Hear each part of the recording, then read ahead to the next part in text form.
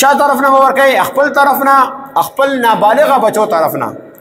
کم چې نابالغه بچي دي ستاسو د هغو طرف نه به که بالغه دي صاحب نصاب وي نو بیا به خپله ورکوي، او که صاحب نصاب نه دي نو بیا تا باندې د هغو طرف نه لازمي نه ده چې د هغو طرف د سایه ورکوي. که به خپله یې ورکړه ټیک ده، خو ور دې کړه نو دې کې زیات ثواب دی، ځکه چې نبی علیه الصلاة والسلام فرمایي چې فرض رسول الله صلی الله علیه وسلم زکات الفطر طهرا للصيام من اللغو والرفث.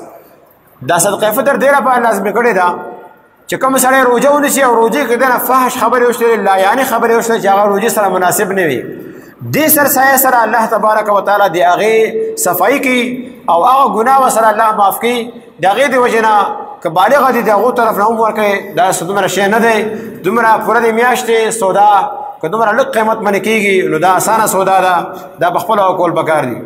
او زه خوایم چې دا کوم سړی غریب دی هغه خپل طرف بچو طرف نه شي ورکولی، دومره ورڅخه نشته نو دا خپل طرف نه خو دې ورکړي چې ځکه دومره لوی اجر دی پې چې ستا ګناهونه الله معاف کوي. لا یعنې خبره درنه شوې دي، فحش خبره درنه شوې دي، هغه درته الله تبارک وتعالی معاف کوي.